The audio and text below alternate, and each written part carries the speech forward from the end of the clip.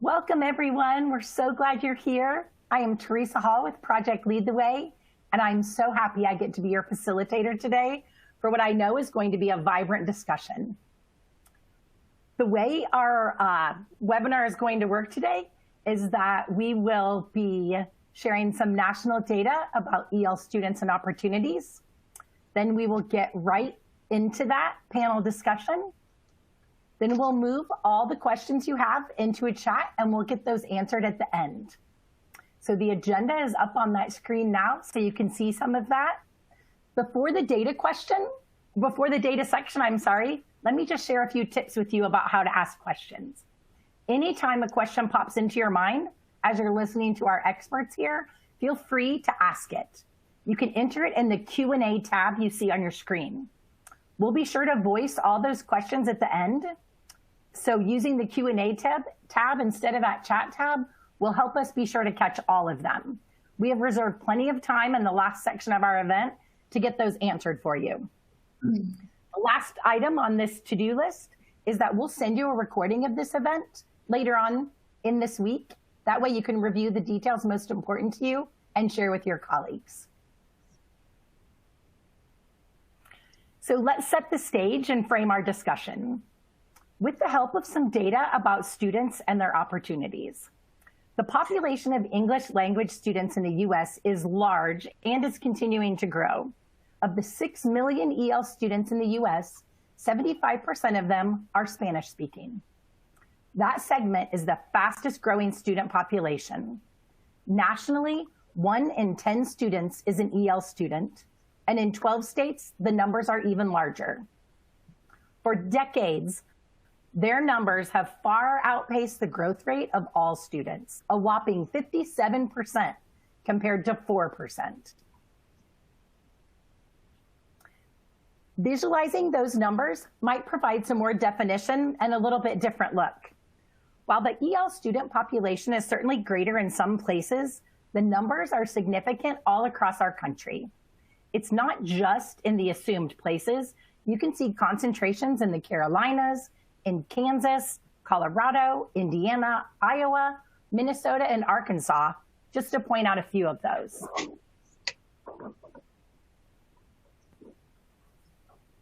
As we shift our conversation to growth, outlook, and opportunity, the data shows that growth will accelerate and 1/4 of the students will be English language learners in just a few years.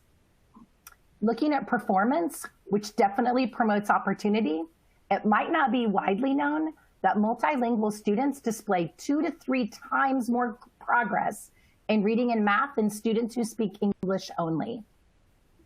For careers, there's meaningful opportunity awaiting that growth in some of the highest paying, most satisfying careers. So from that high level view, let's zoom all the way into you. Let's get a sense of what your biggest challenge is for your EL students where you are. Momentarily, you'll see a poll pop up for you to enter your answer, and we'll share the results shortly. We can then see how some of your answers compare to the feedback and experience of our panelists, and we'll be moving to that next.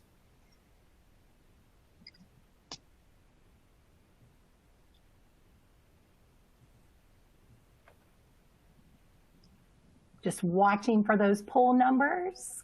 This is really the first time I've done it that way, so we're going to be a little patient. Here they come, so you all can see those as folks start to answer those questions, and we can learn about their experience, our attendees across the country. So what's the biggest challenge your students face? The categories are math and ELA skills, confidence, social emotional learning, attendance, and maybe something that isn't in a category there. Right now, we have one racing out to the beginning there, racing out ahead. So those math and EL skills continue to be the most challenging at this point with our audience members.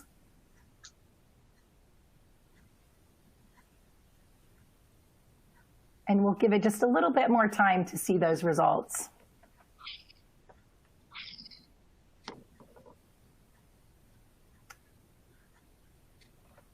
Okay, It looks like math and EL skills are the clear winner for the audience right now. So let's go ahead and move in a little bit to the first questions that, that our panelists can discuss for us. So first, let's welcome those panelists. We're so pleased to have you here. To get us started, I would love for each one of you to introduce yourself and share brief context about your school. Let's go ahead and start with Kathy. Thank you. My name is Kathy Carbajal, and I have been in education for 27 years. During this time, I've been principal and also EL specialist. And the unique thing about our school is a couple of things. We're adjacent to the aerospace industry, and we also have maintained the dual immersion, the bilingual program for the Hawthorne School District. Great, fantastic.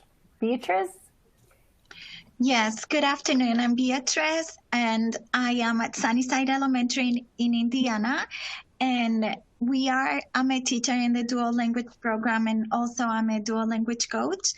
And this is our 6th year of implementing our dual program in several of our schools throughout the districts, even though there are other schools that had the program for many more years too. Great, thank you. Erica, let's hear from you. Hi, good afternoon. Thank you for having me. My name is Erica Quijada, and I work with 𝐭𝐡𝐢𝐬 ISD. All of my career as an educator has been at the school district in 𝐭𝐡𝐢𝐬, which is on the outskirts of El Paso, Texas. And I'm currently the instructional coach at Deanna Davenport Elementary. And we do, as a whole district, we follow the 50-50 dual language model. Wonderful. Lisa, share a little bit about your school and yourself. Hi, everyone. Thank you for having me. My name is Lisa Roskowski. I am a teacher at 𝐭𝐡𝐢𝐬 Middle School STEAM Academy. This is my 23rd year of teaching, but it's my 10th year at a middle school level. The rest of my time was spent at the high school. 𝐭𝐡𝐢𝐬 is a small rural community, but we love it there, and the kids are just so eager to learn. Great, thank you. Jen? Hi, my name is Jen Durante. I teach 6th grade STEM at Sunnyside Elementary. This is my 7th year here and my 7th year here in Indiana. I really enjoy working with our population of students. And despite being married to an EL, I am not an EL myself.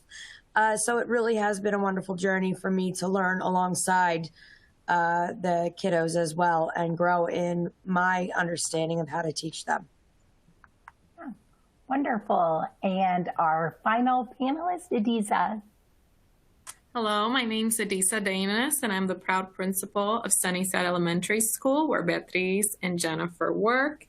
Our school is in Indianapolis, Indiana. We have about 700 students, and out of those, just over 400 are classified as English language learners.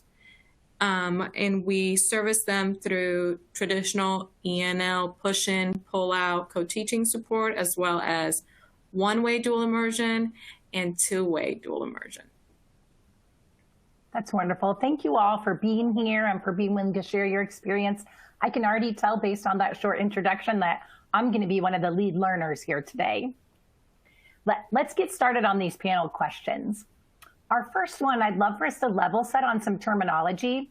In education, we all love our terminology. We love to change it often. So let's talk a little bit about how we talk about our EL students.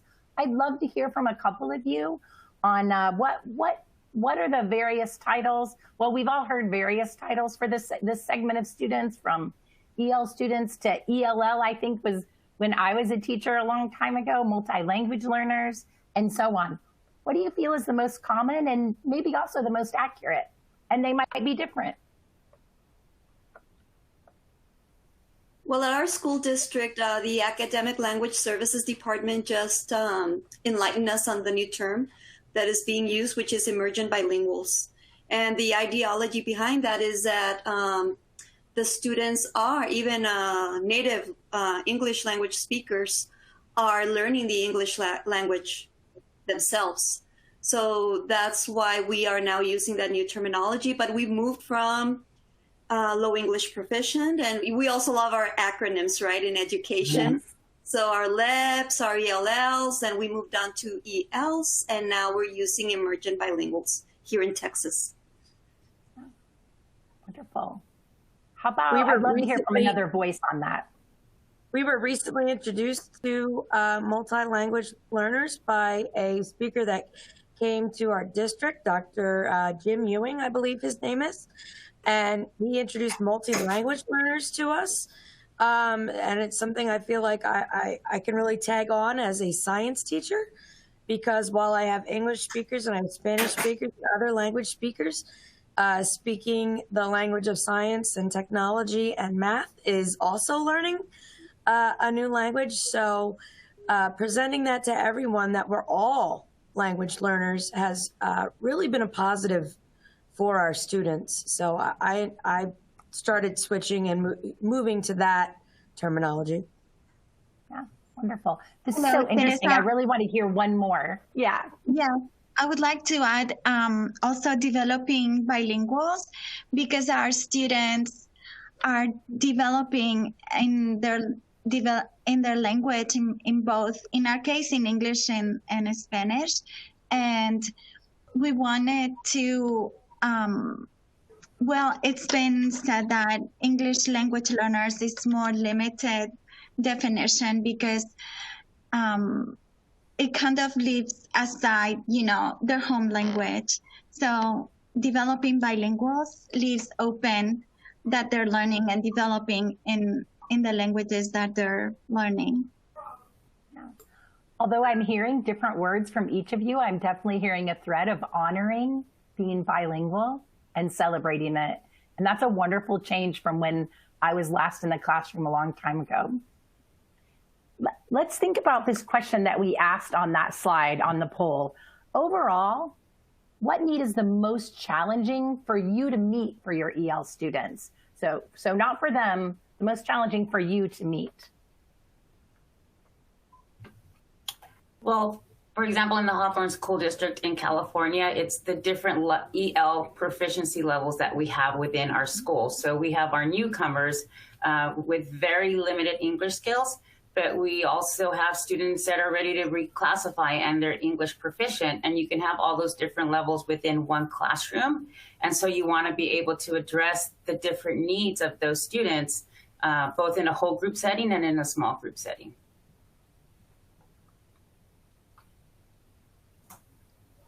I think that's one of the most challenging but interesting aspects when we're teaching, is having that immersion of so many of our students that, they're low, they're new, they've only been in the country for, some of them, a couple weeks, all the way up to those that have been in the country for, or in our school districts even, for years. They've been there since kindergarten, and being able to get them to work together to help is another thing that we see.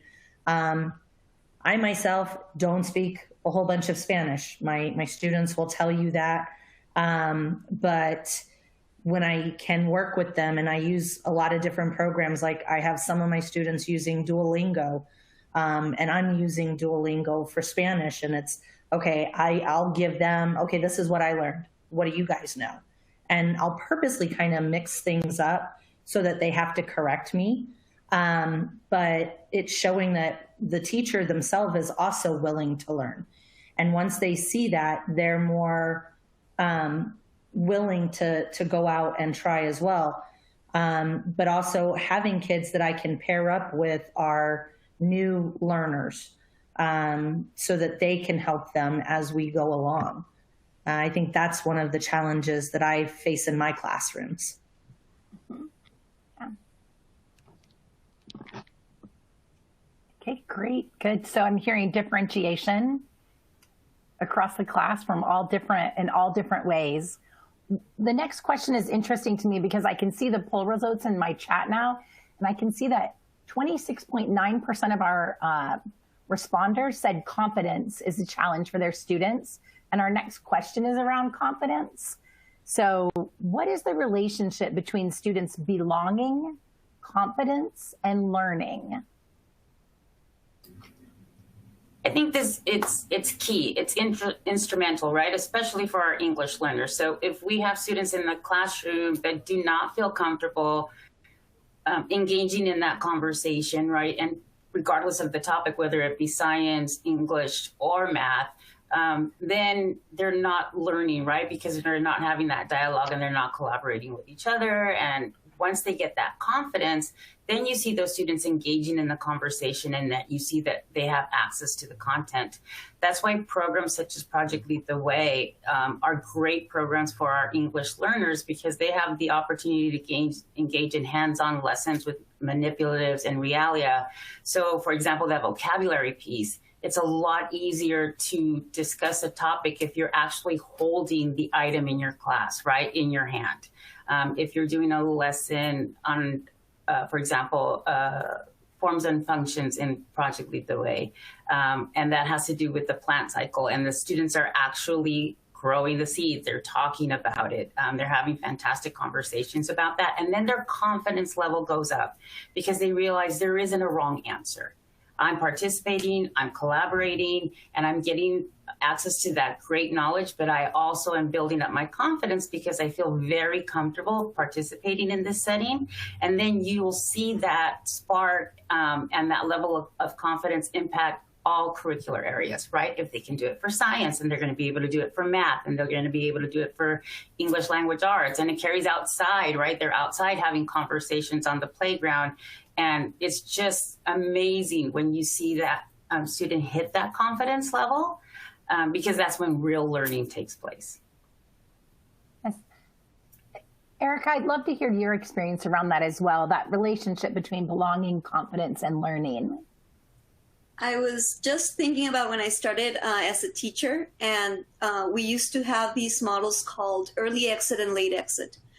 And what ended up happening, and you know, with research and everything, we used to delve into a lot of the research with Thomas and Collier, and you know, all those researchers that are very important in bilingual education, and they would stress more of this model we're implementing now, which is the dual language model, because what was happening was that, you know, in terms of the confidence, kids want to belong and they want to fit in.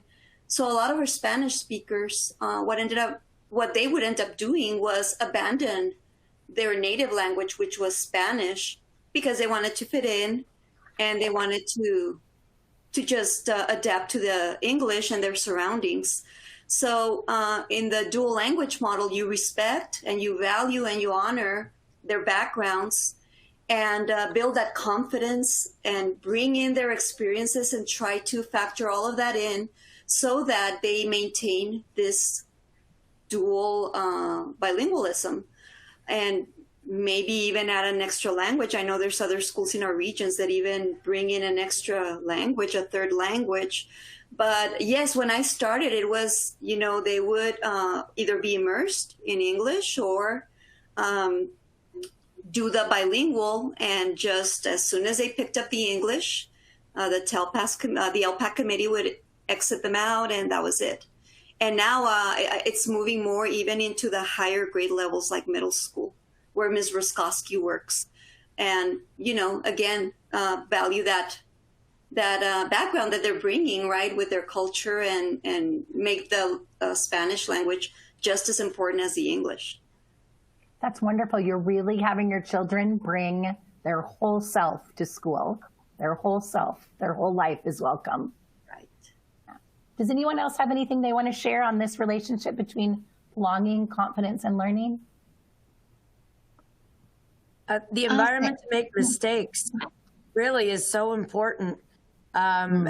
Whether it's language or whatever, we're learning, and you know, allowing me, when I try to speak Spanish as well, again, you know, they're going to make mistakes, and they have to feel safe to be able to do so. Because if they can't communicate to me or to their peers, and setting that environment within their peers where they feel safe enough, where they know that they're not going to be made fun of if they say a wrong thing, and giving them those supports so that they feel confident enough, whether it's the sentence starters or vocabulary help, something where they feel like they have a chance with their peers to communicate that they know just as much as our English only speakers, that success and willingness to try is so important if they just don't feel safe to make those mistakes. Yes, it makes so much sense. You guys are all touching on all three parts of that belonging. Confidence depends on belonging. Learning depends on confidence and belonging. And I can hear it in all of your descriptions. It's interesting. I'm wondering in your models if students understand then that they're more alike than different when they learn each other's languages, if that helps facilitate that. Teresa, I wanted to add that building on what Erica and Jennifer had said, that is we as educators, we play a very important role in everybody in the school building, and how important it is to foster a positive identity for them within the school and the classroom, and to leverage everything they come with, because they come with a lot of knowledge. It might be different, but we need to leverage all that knowledge and celebrate, their small victories to give them that confidence and sense of belonging. Yes, wonderful. Thinking right now, you've really set the stage with your philosophy, the environment, how you welcome your students, how students feel in your building. So for this question, let's think a little bit. We can absolutely include more of those things, but I also want to think of it in terms of what solutions you've put in place to address student needs, whether it's the ones that you've mentioned so far around differentiation, but also thinking back to that poll, I can see that 56.7% of our attendees wonder about math and how math and ELA skills are affected. So I'm wondering what solutions you have in place, not just for math and ELA, but we might highlight some of those since it's the #1 concern for our audience. Well, I know with us at 𝐭𝐡𝐢 Middle School STEAM Academy, what really helps us is having the visuals, having the hands-on, all of that learning. That helps our students because it gives them that in-touch relationship. I can stand up in a room and I can lecture to my kids all day long, but if they're not getting that hands-on, if they're not understanding that, then we have that disconnect. And again, it goes back to the confidence and the belonging. One of the things that I also do with my students is I pair partner them. So almost every assignment that they do, whether we're working with our Project Lead the Way or we're working with college career readiness modules, they are paired partnered. And I rotate them through different people on everything because everyone learns differently. We do have those students that, whether they're ELs or they're native English speakers, that they learn one way and I want them to learn another. And so we just need to have that, and having the visuals that Project Lead the Way gives us with the Gateway, and having the ability to have those curriculum pieces from Launch and Gateway in English and Spanish gives my kids that ability to choose what learning mode they want. And my students know they can do all their work through the Spanish portion of our curriculum with Project Lead the Way, but all their work when they turn it into me has to be in English. So we're also working on those English language proficient systems where they're working with their listening, they're working with their writing, they're working with their speaking. And it's just another way for us to put that out there. But the visuals is the biggest key component, I think. Yeah. That listening to you, Lisa, I can hear that you're making sure that their knowledge comes through, regardless, right? In any language, their knowledge is the important part. Yes. Right. I would love to hear from others. I think this is a really rich question. And when I attended webinars as a teacher, I wanted one thing, at least one thing I could go back and do, model, learn more about. So let's give folks as many one things as we can here. So the solutions you put in place to address your students' needs. I think one of school team said, oh, sorry. One of the pieces that we have been working on at our school and in general is really looking at what the students can do and trying to put that into practice. We often see that the subgroup underperforms in English assessments, and there's always the pool to value the English assessments and how they're doing in English. And so when you have bilingual models, that's really challenging. But programming can be a great way to support students. So looking at what can they do in Spanish and what connections do we need to make to the English is a way that we try to address student needs. But we also really work to release students as much as we can, even when their English might be limited, because they can use all of their language repertoire. So we have a strong emphasis in our school building and our district on teaming, student teaming and student groups. So that's one solution we have to address student needs, is to really help them rely on their peers and work with their peers to gain understanding and to gain access to some of the curriculum that just a teacher-centered classroom wouldn't give them as much access.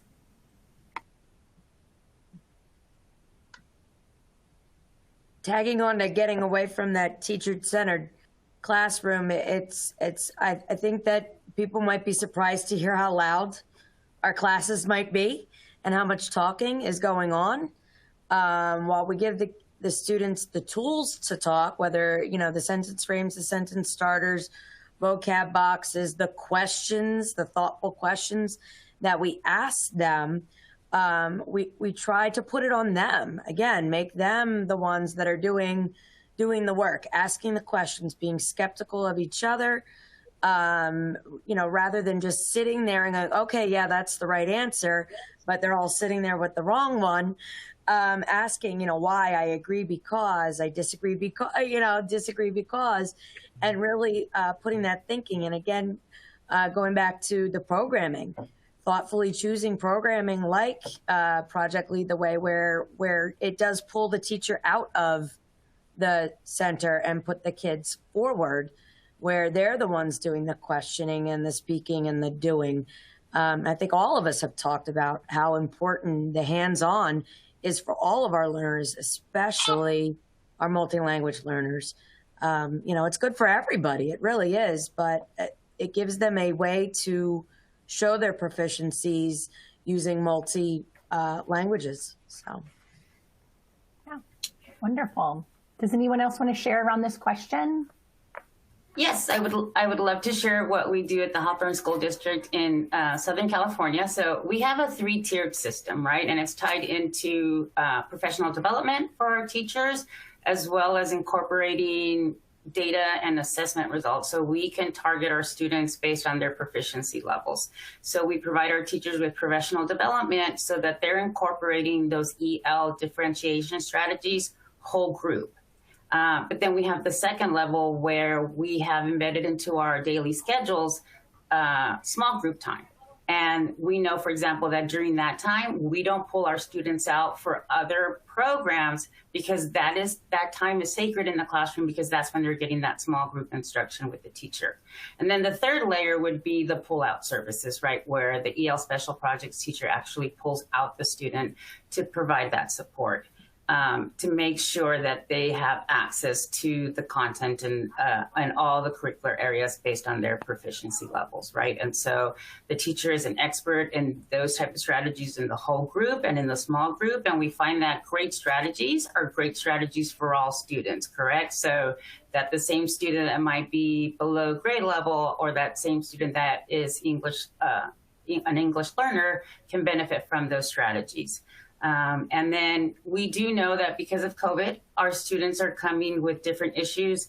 And we know that virtual did not equal the same thing as being in the classroom. So we are fortunate to have 3 learning loss mitigation teachers at each school. And they are focusing on targeting the students and addressing those deficiencies so that we can move forward, right, and fill in those gaps that were created to no fault of their own, right, with our students because they weren't able to physically be on campus. Yes, wonderful. I'm hearing lots of hands-on, lots of engaging those students with their peers, lots of teams, togetherness, targeting, active learning. One last shot at this one. Did that spark anyone else that thought, oh, I wanted to add this? Anything else anyone wants to share? I'm not going to give you that full teacher wait time because we do have more questions. So let's think about this because this came up earlier too in the introduction. So when we think about our students, and right now I've heard also that this is a benefit for all students that you serve, all of your students. I'm wondering, have there been benefits that you see that reach into the other subject areas for these students? In your approach to English language learning, how are you seeing benefits in other subject areas for your students? Well, if I may answer that question, and in everybody sharing how they implement their own models, right, and in different states, because from what I'm hearing, we're representing 3 different states, but all of them with the commonality of EL populations, right? So in our case, what we found really challenging, and even when I was in the classroom as a 5th grade teacher, because our state testing, standardized testing for science is in 5th grade. And I was always the Spanish component of the dual language model, and that was such a challenging subject area for our English learners. And I think it has to do a lot with the approaching the academic vocabulary in a very, I want to say, user-friendly way in terms of the students, because you can have one word that in Spanish has a lot of different synonyms. And so in English, it might be one term, but then in Spanish, the way the test was written could approach the terminology in many different ways. So now that we have Project Lead the Way, one of the big reasons that we got it was because it addressed the science. And it's very accessible in terms of the visuals and the vocabulary and how the modules are designed to make it very reachable for our students. And because it's project-based as well. And, you know, especially with students nowadays, they're not going to watch a video on Discovery Education and, you know, just that stops the learning. That they need to actually experience it. And the school that I am very proud to serve in is it has a low socioeconomic population. And so a lot of our students don't have that personal experience of maybe even being close to the water, like the ocean. We're in the middle of the desert here. Most of the time, the Rio Grande is pretty dry. So we don't, you know, a lot of them don't have these experiences. So we have to bring the world into the classroom to them. And that touches, I mean, that runs across the curriculum, right? It can be broadened up to math, to social studies, everything. But that has always been our challenging subject, the science. And I see a lot of success ever since we've started implementing PLTW. That's one of the, like I said, main reasons we got it. There's not a lot of a big abundance of Spanish resources, especially in science. Mm-hmm. Yes, thank you so much. That was great, Erica. Love hearing all of that. And piggybacking off of Erica, because her and I are in the same district, we actually became a Project Lead the Way campus to be the bridge between the elementary campuses and our high school campus. At that point in time, I think it was a couple of years, there was no middle school component. And so we were losing the kids that were all into it in elementary, and they were learning and putting it across all their curriculum, but then they weren't getting it at the middle school level and then getting back into it at the high school. So that's kind of how we came into it. But one of the benefits that I've seen on it is that with the design process, for an example, we showcase the kids, this is how you're going to tackle a problem. This is no matter what you do. And if you're in science, it's the same thing. It's the scientific method. If you're in English, it's the writing process. It's your step by step. It's that algorithm.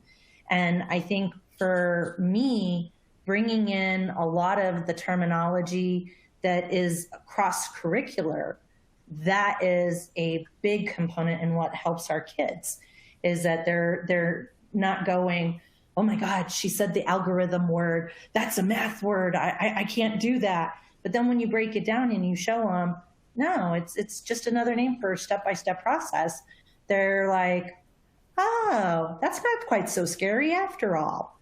And so that's where we're seeing that. And we've actually seen from the implementation of the Spanish curriculum within Project Lead the Way, we have actually seen a lot of our EL students doing much better on our TELPAS tests. They're doing much better on their state assessment tests. They're understanding more words. They're getting better. And that's something that I love to attribute, that, because of having this curriculum, we're able to do this. But it's also pulling everything in, the whole concept, but showing kids that, it's, yes, you're learning this, but it's not scary. And I think that's a big part for us. Yeah, that's wonderful. Project-based learning sounds like it's just carrying all that rich vocabulary, those meaningful words for students across through all parts of their schooling and their lives.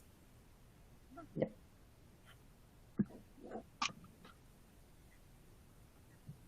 What else around that? Anyone else want to speak to this one? Benefits that have reached into other subjects. We've heard the project-based learning, the vocabulary. I'm guessing from the head nods that you're like, yes, we've said it all. We're good. We're the same place on this one. Okay, let's talk about a little bit different. We've talked a lot about your learners. I'd like to talk a little bit about your families. So when you think about teaching really science and having access through Project Lead the Way with the Spanish curriculum, the English curriculum, and we'll talk more deeply about PLTW in a little bit. Have you seen more engagement from your families with since you've implemented curriculum utilizing both? At 𝐭𝐡𝐢 Middle School, yes, we have. We're a STEAM academy, so we gather everything towards that STEAM aspect. We hold a STEAM fair every year in the spring. Every department displays their students' work. Last year, we actually had some of the projects that the kids did throughout the year that were in English and Spanish. We have parents that have said, hey, I work for so-and-so company. Can we come in and work with you guys? Or can we come in and judge your events? And so we have that, and we bring that in, and we have that community involvement. I think no matter what we do in teaching, if you don't have the parent buy-in, you're not going to get the buy-in from the students. You get that parent buy-in, they're going to also help push those kids. Hey, no, you got to do this. You got to be able to partake in it. And so, having that, but having them come in and judge, that way they kind of see everything that's going on, because a lot of times, like this year alone, I've got students that I've got younger siblings coming up, and I've already had some of their older siblings, and they're like, yeah, we already know you. We've already been told we have to get our work done. And I'm like, yeah, you do. But having that parent, and their parents are like, we're so happy to have you again. And it's like, okay, good. Let's keep up. Wonderful. So I think that's important. Are other folks seeing that more engagement from parents since you've utilized Spanish language curriculum? Absolutely. At Ramona School, we have the dual immersion program, right? And we have a 90-10 model. So for example, in kindergarten, 90% of the instruction is in Spanish. So we have parents now that are Spanish learners. And I can share an example, for example, during COVID when we were, everything was virtual. And in 2019, when the science curriculum became available in Spanish, we were very excited. But we were virtual, and we had parents helping their students complete STEM design challenges. And the level of engagement and collaboration between parent and child was just amazing. Some of the solutions that they came up with together as a family were better than the solutions they came up in previous years when just the student is in your classroom. And so that's something that we want to continue to promote, right, in after-school settings. But it was just such a nice thing to see, especially in such a challenging time, to see the students and the families bonding and actually coming up with some great solutions to all the design challenges within the curriculum. It was just an amazing thing to see. Wonderful, thank you.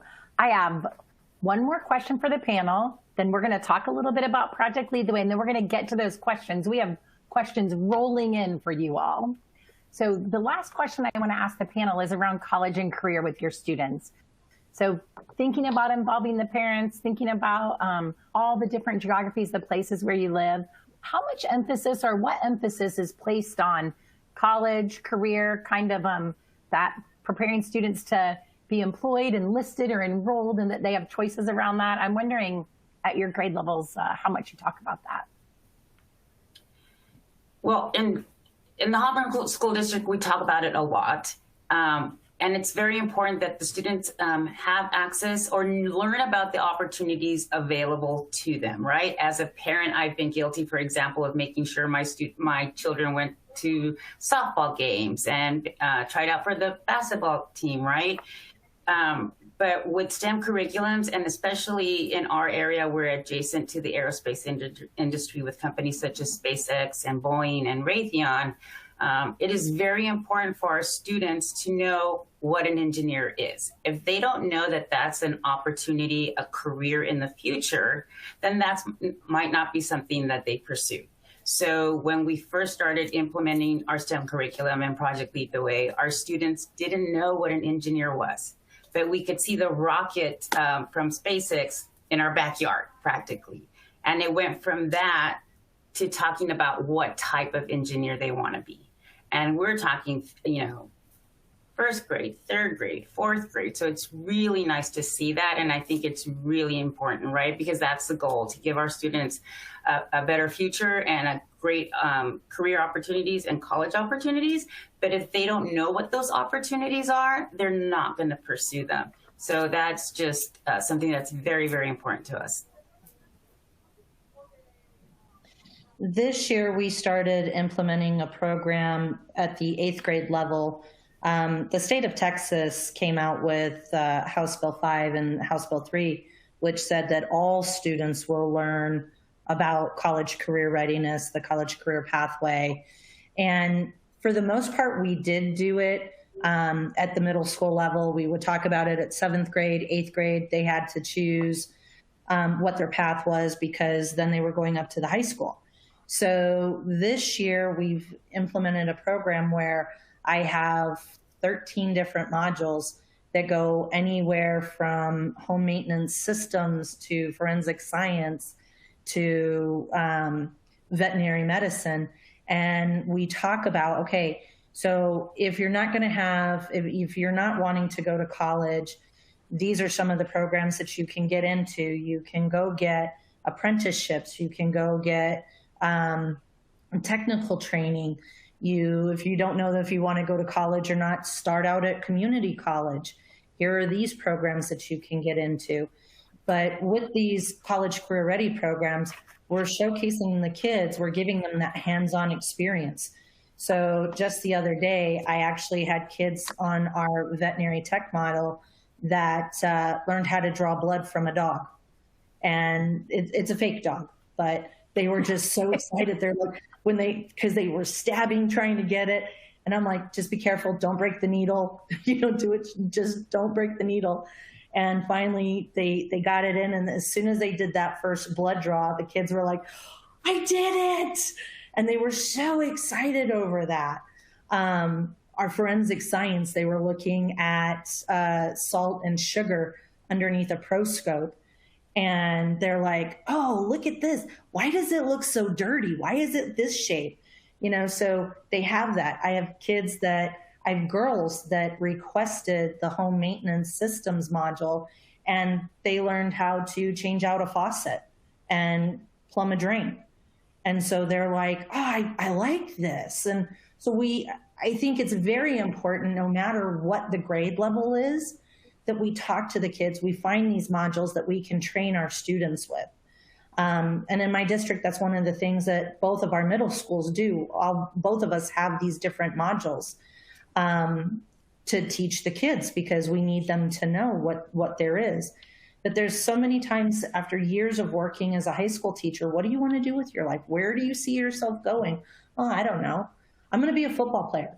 Okay, so what happens if you get injured and you're not that football player anymore, or you don't get picked up out of college or high school?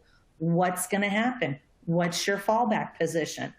Well, miss, don't be worst case scenario, lady. I'm like, no, you've got to have your plan. So that's something I think that is very, very important, is to have those conversations with the kids to show them what they can do. And that's where, we as educators, I think, have to kind of step up our game. Because when I was a high school teacher, I was like, what are your middle school teachers teaching you? Don't they teach you anything? And then I came down to the middle school level and I was like, don't your elementary teachers teach you anything? And but the kids are like, well, I don't understand. And so I talk to the teachers and I talk at the high school level and the elementary level. And I'm like, so this is what the kids are telling us. And the teachers are going, oh, whoa, no. We covered that. But it's just, we've got to be more online as the kids grow. And it's got to be something that's talked about from, pre-K, K, all the way up. And even as they get to the high school level, they could get into college. They know, okay, this is what I want to do, and get into college and change their mind, yep. and I know I had 3 majors when I was in college. Yeah. I changed my major 10 times. That's right. So everyone, we are not going to lose our panelists. We're gonna thank them right now, and we'll take part in the Q&A when we pop up those audience questions. So we're gonna put you all on pause just for a minute and talk a little bit about Project Lead the Way launch and Gateway. Project Lead the Way launch, our pre-K through 5 classroom learning experience. You've heard these panelists mention Project Lead the Way launch. You've heard them mention Gateway. So we're going to talk a little bit about our programs. So Project Lead the Way launch is a pre-K through 5 classroom learning experience that unlocks potential and helps inspire students to see themselves in new ways. It's hands-on learning, as you've heard, focuses on real-world problems, brings that world into the classroom. I think Erica mentioned that for her students, and it allows students to apply their skills. So this is a program which an independent study finds is helping students increase engagement and skills. So skills like collaboration, persistence, motivation, that are essential in disciplines, all disciplines, in future grades, in all the jobs we have now, and all the jobs they may have someday. In addition to those in-demand skills, those life skills, and the real-world problem solving I mentioned a minute ago and that you've heard from our panelists, this program supports state science standards, no matter where you are. So on our website, you can go there. You can go to pltw.org and download the standards guide for your state to see how the learning connects to your needs. We're going to drop that link in the group chat so you all can have the link to the website and you could go grab your state standards. The curriculum builds in activities and practices that drive social emotional learning and allows your students to build on and apply their math and English language skills. So they can build their math and ELA skills through application of everything that's happening in your classroom all the time. These benefits and the entire experience for students and teachers are available in both English and Spanish. So maybe most importantly, PLTW Launch supports a wide variety of flexible implementations that support your vision, your scheduling, and your staffing needs. There's tremendous flexibility built in, and we can help you craft that so you can meet the needs of your students. So we know, of course, that our voices aren't nearly as powerful as those of your peers. So it'll be more helpful to share what others have said about their experience in the Spanish version of the curriculum. You can see that students aren't just learning simple vocabulary, they're also adopting higher level words and industry terms. And I think we've heard some stories from our panelists that illustrate that as well. There are also lots of stories of EL students who've experienced PLTW outperforming others in ELA and math, and of the schools achieving exceptional scores when working to meet their standards. These stories aren't just on this webinar, these stories are everywhere. You can talk to PLTW schools across the country. And a school can build their solution around their focus and their students' interests too. We have 43 modules to deliver standards-connected learning in computer science, biomedical science, engineering, physical science, and more. So no matter how you choose to implement Launch in your building, you have access to all of these modules, all in both English and Spanish. You heard Lisa mention this a little bit. She talked a few times about having a K through 12 pathway for her students. Project Lead the Way Launch is a part of our pre-K through 12 vertical alignment. It's centered on the same unique problem-based approach, elementary, middle, and high school. For 25 years, we've had the privilege of providing exceptional learning all over the country, helping students develop in-demand knowledge and skills, develop in-demand knowledge and skills that they need to thrive. We also provide teachers with the training, resources, and support they need to engage students in real-world learning and in the early grades. The program helps teachers build their confidence, leading subject areas in which they might not otherwise feel comfortable. I know when I went to school, I was very comfortable teaching language arts. I would have loved Project Lead the Way to help me be stronger with my math, science, computer science teaching. Okay, you've heard a lot from me just now. We've had some great stories, anecdotes, and real-world examples from our panelists. And now we want to hear your questions. So I know there are some questions in the chat. I'm going to pull that up now, and we'll go from there. Let's see. What are examples of hands-on in an elementary school?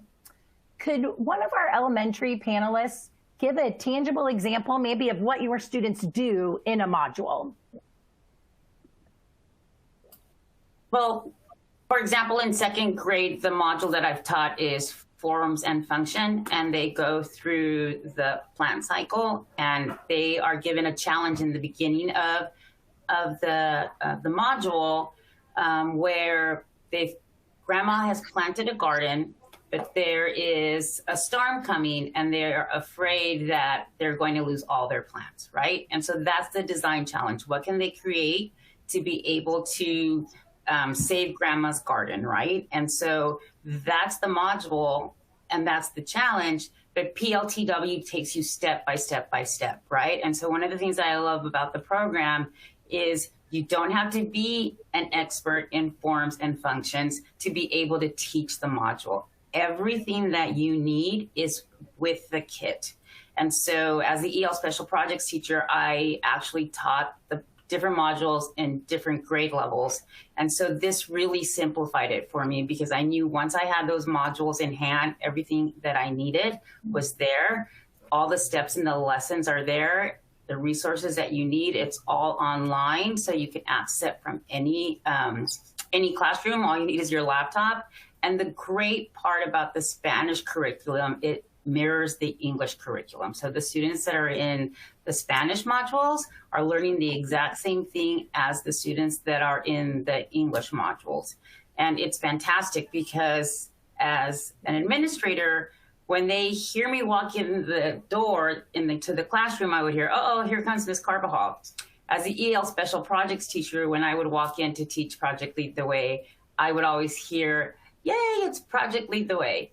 And in my Spanish classrooms, I hear the exact same thing. Bravo, es la hora de Project Lead the Way. So it's just a great program, and the students are engaged. You will never hear a student say, oh, no, we have to do science, right? They're very excited, and the great part about it is that it incorporates everything. Sometimes there might be a scheduling conflict. If you're teaching Project Lead the Way, you're addressing listening, speaking, reading, and writing skills. And it's all incorporated with the program. You get your launch logs, you get the challenges, you get the interactive materials. So it's a really, really great program for our elementary students. Thanks so much, Kathy. We have a question now that flips a little bit, I think, to supporting your teachers and how you've been supported. What does professional development look like for you around this topic? So in Hawthorne, so there's a lot of professional development, and we're very fortunate that the Hawthorne School District is committed to STEM. And so we actually have 2 district site leads that are also Project Lead the Way site leads, so they can actually train the teachers. So they are able to train the new teachers. And on top of that, we have a school that I was fortunate enough to be the principal of. That was the first school to implement Project Lead the Way.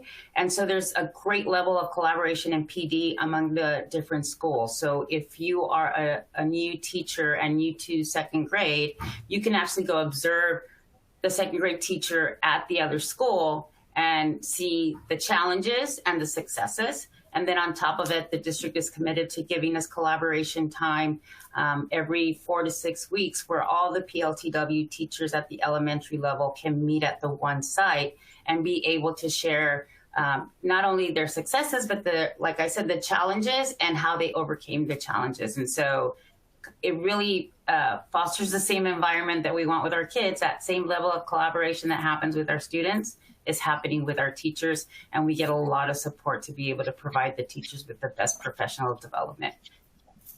Wonderful. Thank you so much, Kathy. We have so many questions. I'm sure we're not going to get to all of them. I'm going to ask one more because I think it can provide some support here when I look at all of them. The question is, how can I best build confidence in my EL students when I'm spread between multiple buildings and serve 75 students or so? So if you could give a takeaway strategy around that. If you're serving in multiple buildings. Anyone?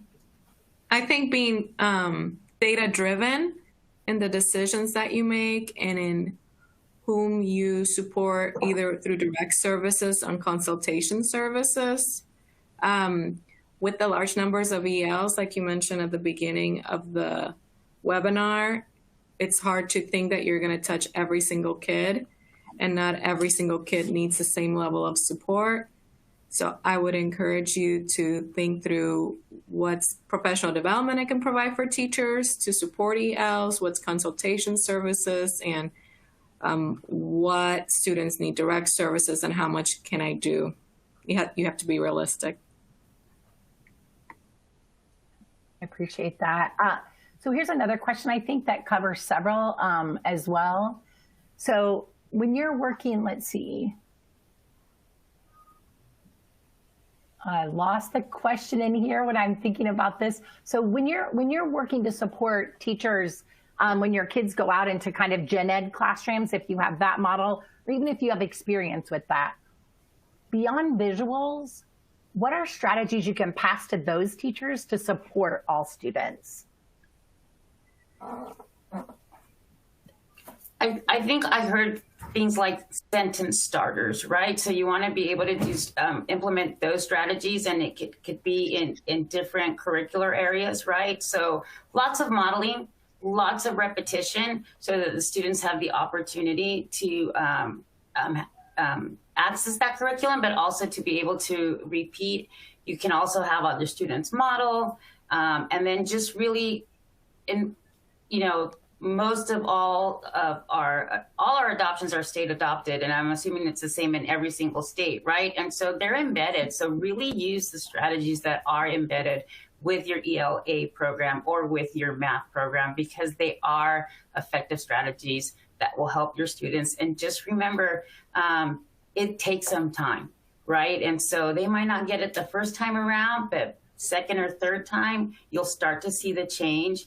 And I know we're all dealing with the changes because of COVID, and we have students in 4th grade that, for example, here in California, that this was their first year in a classroom setting. They decided to be virtual last year, and the 2 previous years stayed at home. So we're looking at those challenges and addressing those as well. So we're going to need time. I think before COVID, we had systems in place that were fantastic, and we know that they work, and we just have to bring those back and continue to do those ongoing. I appreciate the call for patience, Kathy. And I appreciate all of you. I wish we had 30 more minutes. I wish we had an hour more. We have lots of questions we're not going to get to. Our time is up for today. I want to encourage everyone to watch your inbox for a follow-up email. We'll send it to you. It will include the recording of our event for you to review. You can share it with colleagues. It's there for that reason. You can find out more. You can connect with us directly at the email address we're sharing right now in the group chat. Thank you, panelists. Thank you so much. And thank all of you for joining us for this discussion. We look forward to talking with you more. Have a great rest of your week.